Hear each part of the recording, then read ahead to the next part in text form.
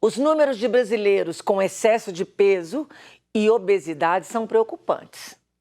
Um estudo feito por uma equipe com 17 pesquisadores de diversas universidades no Brasil e uma universidade no Chile apontou que a prevalência de excesso de peso pode chegar a 68% da população, ou seja, 7 em cada 10 pessoas estarão acima do peso, enquanto a prevalência de obesidade pode chegar a 26%, ou 1 a cada 4 pessoas, até 2030. Para nos falar sobre essas consequências e estes números todos malucos, eu converso com a vice-presidente da Sociedade Brasileira de Endocrinologia e Metabologia Regional Minas Gerais, doutora Flávia Coimbra. Bom dia, doutora Flávia, bem-vinda ao Manhã da Piedade, uma alegria tê-la conosco. Bom dia, Maninha, alegria minha de estar aqui com vocês. Doutora Flávia, quais são os principais fatores que levam ao excesso de peso? Na verdade, a gente fala que hoje existem muitas raízes, né, para o excesso de peso. Existe uma forte base genética, né, famílias que tendem a ter mais pessoas com excesso de peso, se agrupam, né, isso é um grande problema, até em torno de 50%, às vezes até 60% das vezes tem alguma base genética relacionada, mas associado a isso existem fatores ambientais que se sobrepõem. Então, hoje nós temos uma alimentação muito rica em gordura saturada, de alimentos ultraprocessados, em detrimento de alimentos in natura ou minimamente processados, o sedentarismo, né? Eu falo que o sedentarismo não é só ir para a academia fazer exercício, mas a falta de atividade no nosso dia a dia, né? Então, a gente não anda mais para ir à padaria, para ir ao mercado, a gente fica, né, a maior parte do tempo andando de carro, andando de condução, né? Associado a isso, problemas da vida que levam a mudanças, né, no nosso grau de mudanças nos nossos hábitos do dia a dia, como, por exemplo, períodos de gravidez, algumas doenças que vão acabar combinando, né, com uma inatividade, uso de medicamentos que podem contribuir para a obesidade. Tudo isso vai se somando, né? E aí veio agora a pandemia, como acho que uma gota d'água também, isso contribuiu muito para piorar um pouquinho, a piora do sedentarismo, a piora nos padrões alimentares, a ansiedade das pessoas, né? Então, vários fatores vão se somando para combinar com esses números que você falou aí no começo. Doutora Flávia, a senhora percebe também que o fato da tecnologia, muitas vezes que vem para ajudar, acabou tornando as pessoas mais sedentárias? Com certeza, né? Eu falo que antigamente tocava o telefone na casa da gente, a gente tinha que levantar, ir lá, pegar o telefone e atender. E eu queria mudar de canal para assistir televisão, a gente levantava, ia até a televisão para mudar de canal. Hoje em dia você fica ali no celular o tempo inteiro, apertando só o botãozinho, né?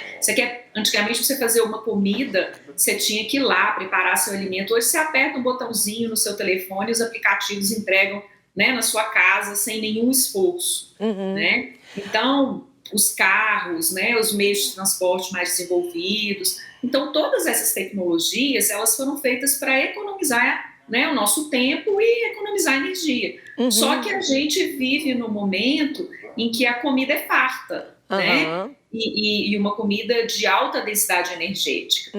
Então, esses fatores que fizeram que a gente ficasse, entre aspas, mais preguiçoso, né? Fez com que o tanto que a gente está alimentando está ultrapassando o tanto que a gente está gastando de energia. Esse acúmulo energético culmina com a obesidade. Claro. E nessa conta, né, sempre ficando com saldo negativo. E aí a tendência é essa mesma. Doutora Flávia, quando é que acende uma luz vermelha, né? A partir de quando começa a prejudicar a qualidade de vida das pessoas? Bom, na verdade, existem alguns valores que a gente usa, né, em relação ao peso, porque a gente tem que usar isso em termos populacionais. Então, a gente coloca uns valores de alerta, né? O índice de massa corporal é uma conta que a gente usa muito para dar esse alerta, que é um cálculo simples feito com a altura e o peso da pessoa. Então, a gente pega o peso e divide pela altura ao quadrado, né? Quando esse valor está abaixo de 25, ele é considerado um valor normal para um adulto, tá?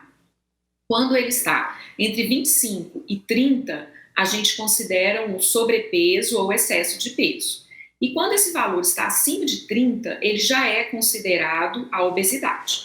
Então, assim que você sai daquele seu peso habitual, começa a atingir esses índices próximos valores de 25, já é o primeiro sinal de alerta que está na hora da gente tomar uma atitude, né? E começar a fazer alguma coisa. E o que preocupa a gente hoje em dia é que esse sinal de alerta está surgindo cada vez mais precocemente, né? Então, nós estamos aí com muitas crianças e adolescentes que estão vivendo com excesso de peso. No começo que eu estava dando as informações, 2020, o último estudo feito pelo IBGE mostrou que as pessoas com excesso de peso aumentaram 42% e em 2006 para 55%.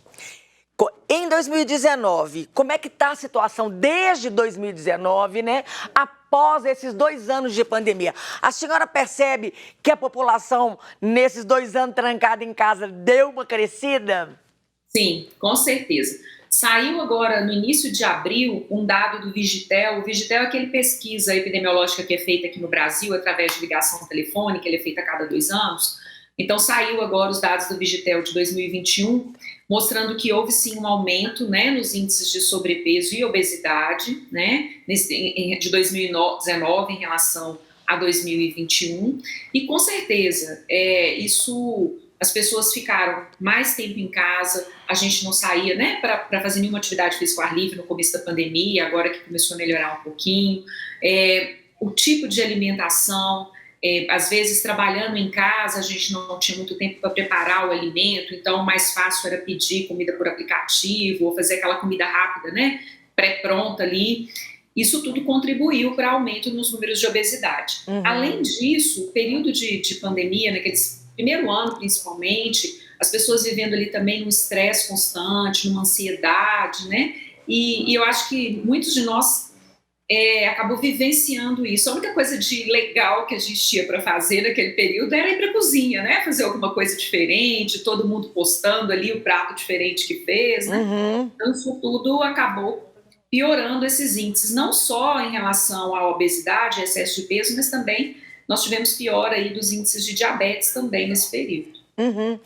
Às vezes a gente foca só nas pessoas que estão acima do peso, as mais gordinhas. Pergunto para a senhora, as pessoas magras e inativas também têm maior risco de morrer com problemas de saúde, mesmo parecido com os problemas das pessoas obesas?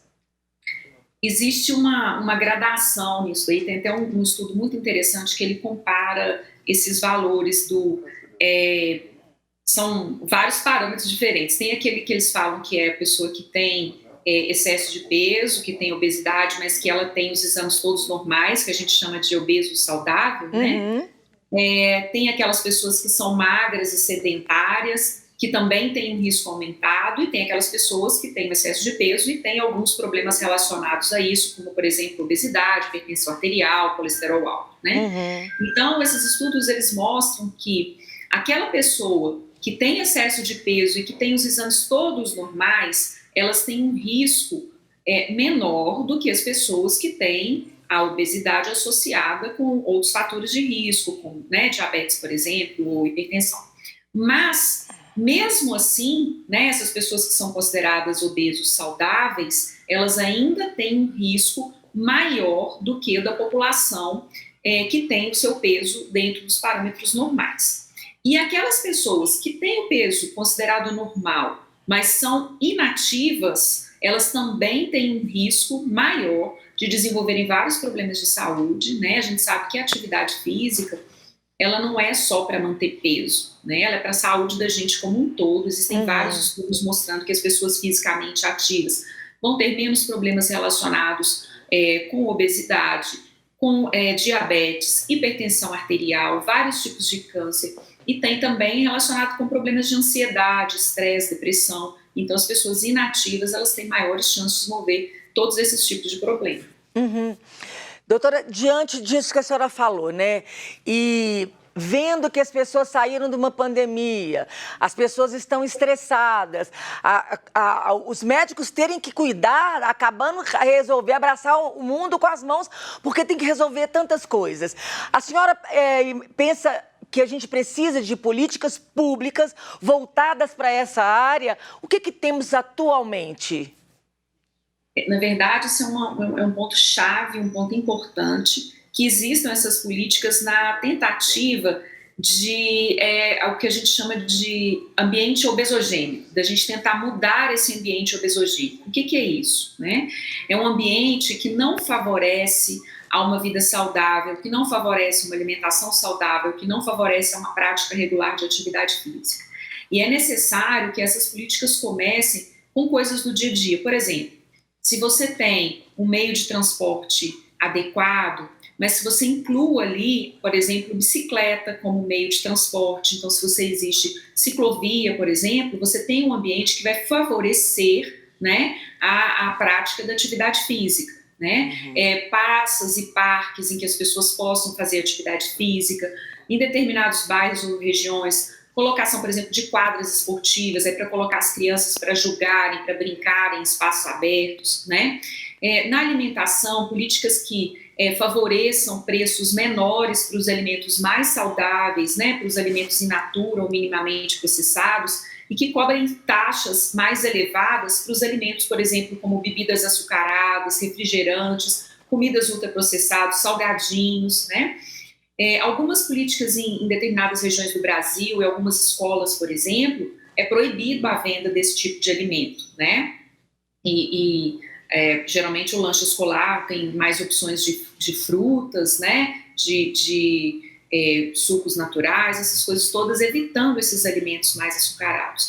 Então, isso tem que ser feito tanto a nível local, né? Como nas comunidades, políticas que incentivem esse tipo de alimentação, as hortas públicas, né, que as pessoas possam ir lá e plantar seus alimentos, cuidar dos alimentos em pequenas comunidades, mas também a nível do nosso país como um todo, né, com essas mudanças de cobrança de impostos para esses alimentos, né, que são alimentos mais deletérios para a saúde.